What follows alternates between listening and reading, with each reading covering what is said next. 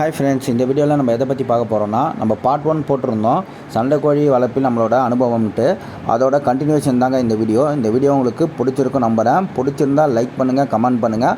மறக்காமல் நம்ம சண்டைக்கோழி 2.0 சேனலை சப்ஸ்கிரைப் பண்ணி வச்சுக்கோங்க. வாங்க வீடியோக்குள்ளே போகலாம். ஃபஸ்ட்டு பார்த்திங்கன்னா, நம்ம சண்டைக்கோழி வளர்க்க ஆரம்பித்தது பார்த்திங்கன்னா நம்ம ஸ்கூல் அண்டு காலேஜ் லைஃப்பில் தாங்க வளர்க்க ஸ்டார்ட் பண்ணோம். அதுக்கப்புறம் பார்த்திங்கன்னா, நம்ம என்ன தான் ஆசை இருந்தாலும் இன்ட்ரெஸ்ட் இருந்தாலும் நம்மளால் ஒரு இதை வந்து கரெக்டாக செய்ய முடியலன்னா அதில் இந்த இன்ட்ரெஸ்ட் வந்து போக போக அப்படியே கம்மியாகிட்டே வரும். அந்தமாரி நிலைமையில் இருந்தது தான் நான். அதுக்கப்புறம் பார்த்திங்கன்னா, நான் வந்து வேலைக்கு போக ஆரம்பித்தேங்க. வேலைக்கு போக ஆரம்பித்ததில் அங்கே என் கூட வேலை செய்கிற ஒரு தம்பி ஒருத்தவர், அவர் பார்த்திங்கன்னா வாட்ஸ்அப் ஸ்டேட்டஸ்லேயும் சரி, இன்ஸ்டாகிராம் ஸ்டேட்டஸ்லேயும் சரி, ஸ்டோரிலையும் சரி, ஏதாவது ஒரு சண்டைக்கோழி வீடியோ, சண்டை வீடியோ, இல்லை சேவல் வீடியோ அப்படின்னு சொல்லிட்டு அப்பப்போ அப்லோட் பண்ணிகிட்டே இருப்பார். அப்போ அவரோட அந்த வீடியோஸ்லாம் பார்க்கும்போது அவர்கிட்ட போய் நான் கேட்கும் போது அவர் என்ன பண்ணுவார், அவர் ஃபோனில் இருக்கிற ஃபோட்டோஸு வீடியோஸ்லாம் என்கிட்ட காட்டுவார். ஸோ அதை மட்டும் பார்த்துட்டு இருப்பேன். அதை பார்க்கும்போது நமக்கு ஒரு சண்டைக்கோழியில் ஒரு ஆர்வம் இருக்கும்போது அந்தமாரி ஃபோட்டோஸ் இதெல்லாம் பார்க்கும்போது நமக்கு ஒரு இன்ட்ரெஸ்ட்டாக இருக்கும். அதெல்லாம் நான் உட்காந்து அவர் ஃபோன் வாங்கி எப்பயுமே பார்த்துட்டு இருப்பேன்.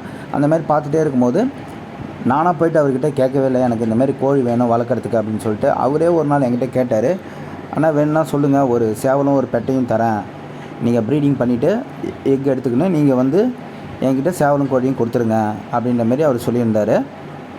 சரி, ஓகே அப்படின்ட்டு நானும் பண்ணலாமா அப்படின்னு யோசித்தேன். ஆனாலும் வந்து திரும்பி இவர்கிட்ட வாங்கிட்டு போயிட்டு இவரோட கோழியும் நம்ம இழந்துட போகிறோம், ஏன்னா நாய் தொல்லை இருக்குது அப்படின்றதால வாங்கிட்டு போயிட்டு அது ஒரு மனக்கசப்பாகிடும். ஏன்னா வந்து நம்ம வந்து நாய் தான் கடிச்சிட்டு உண்மையாக சொன்னாலும் அவங்க அது எப்படி நினைப்பாங்கன்னு தெரியாது. சில பேர் எப்படி நினைப்பாங்கன்னா, இவங்க வேறு யாருக்கிட்டே கொடுத்து வச்சுக்கிட்டு இதுமாரி இறந்துச்சுன்னு சொல்கிறாங்க அப்படின்னு நினைப்பாங்க. அதுமாரி ஒரு செகண்ட் தாட் போயிடக்கூடாதுன்றதுக்கு காரணமாகவே நான் வந்து அவர்கிட்ட வேணான்னு சொல்லிட்டேன். நான் யோசித்து சொல்கிறேன் அப்படின்ற மாதிரி சொல்லிவிட்டு அதோட கம்முன்னு விட்டுட்டேன். அதுக்கப்புறம் நானே யோசித்து பார்த்தேன், சரி பண்ணி தான் பார்ப்போம். ஏன்னா வந்து கேஜ் ப்ரீடிங் ட்ரை பண்ணுவோம். நம்ம ஓப்பன் ப்ரீடிங்கில் பண்ணும்போது தான் இந்தமாதிரி நாயும் கீரிப்பள்ளியும் தொல்லையாக இருக்குன்றதால கேஜ் ப்ரீடிங்கில் பண்ணுவோம் அப்படின்னு சொல்லிட்டு ஒரு யோசனை பண்ணிட்டு ஒரு 1 வீக் 2 வீக் அதுக்கப்புறமா அவர்கிட்ட நான் கேட்டேன்.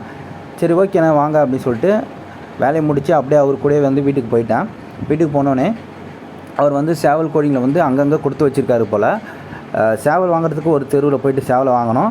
அதுக்கப்புறம் பார்த்திங்கன்னா கிட்டத்தட்ட ஒரு 3-4 தெருவை தாண்டி போய் தான் பெட்டை கோழியை வந்து பிடிச்சிட்டு வந்தாங்க.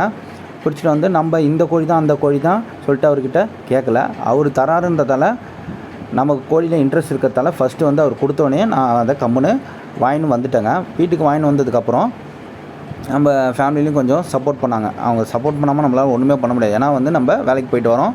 மற்ற டைம் நம்ம வேலைக்கு போயிட்டு வர டைமை தவிர நம்ம பார்த்துப்போம், தவிர வேலைக்கு போகிற டைமில் வந்து அவங்க தான் பார்த்துக்கணும். அதால் வந்து அவங்ககிட்ட கேட்டுட்டு தான் நம்ம இதை வாங்கிட்டே வரணும். அவங்களும் ஓகே தான் சொன்னாங்க. சரின்ட்டு நம்ம கூண்டு வச்சுருந்தோம். அந்த கூண்டில் போட்டு மரக்கூண்டு தாங்க வச்சுருந்தேன். மரக்கூண்டில் நம்ம ப்ரீடிங் போட்டாச்சு. போட்டுட்டு நம்ம வீட்டில் இருக்கும்போது, அதாவது நம்ம பக்கத்து வீட்டுக்கும் நம்ம வீட்டுக்கும் கேப்பில் வந்து ஒரு 2 பிளாட்டில் வந்து காம்பவுண்ட் மட்டும் போட்டு வச்சுருக்காங்க. வீடெல்லாம் கட்டலாம், மரம் செடிலாம் இருக்குது. ஸோ அங்கே மேய விடலான்னு சொல்லிட்டு ஒரு தாட் வந்துச்சு.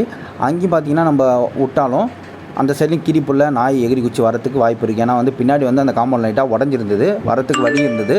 அதெல்லாம் வந்து நான் என்ன பண்ணேன்னா, நம்ம இருக்கும்போது மட்டும் அதை திறந்து விடுவோம் அப்படின்னு சொல்லிவிட்டு ஒரு முடிவு பண்ணி, நம்ம இருக்கும்போது மட்டும் அந்த காம்பவுண்டில் திறந்து விடுறது, ரெண்டும் மேய்ஞ்சிட்டு வரும். அதுக்கப்புறம் வந்து நானே இறங்கி தான் போய் பிடிப்பேன். பிடிச்சி திரும்பி கூண்டில் போட்டுருவேன். அந்த மாதிரி பண்ணி ப்ரீட் பண்ணும்போது பார்த்திங்கன்னா கரெக்டாக வந்து ஒரு 12 முட்டை இட்டுது. 12 முட்டை இட்டுட்டு கோழியும் சேவலையும் வந்து கோழி அவைத்தில் கொஞ்சோன்னே 2த்தையும் புஷ்ன்னு போயிட்டு திரும்பி அவர்கிட்டே வீட்டில் கொடுத்துட்டேன். அவர்கிட்ட கொடுத்துட்டு அந்த 12 முட்டையும் வந்து நம்ம நாட்டுக்கோழியில் வந்து அவன் வைக்கலான்னு சொல்லிட்டு ரெடி பண்ணிகிட்டு இருந்தாங்க. நம்ம வீட்டில் வந்து என்ன சொன்னாங்கன்னா, இந்தமாரி வந்து ஒத்தையில் தான் வைக்கணும், ரெட்டையில் வைக்கக்கூடாது அப்படின்னு சொல்லிட்டு 11 முட்டையை மட்டும் வைக்க சொல்லியிருந்தாங்க.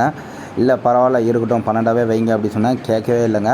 வீட்டில் 11 முட்டை தான் சொல்லிட்டு அப்புறம் எங்கள் ஆயா தான் எப்பயுமே வைப்பாங்க. அவங்க வைக்கும் போது அவங்க கைராசியில் நிறையவே பொரிக்கும். அதெல்லாம் வந்து அவங்களே வைக்க சொல்லிட்டேன்.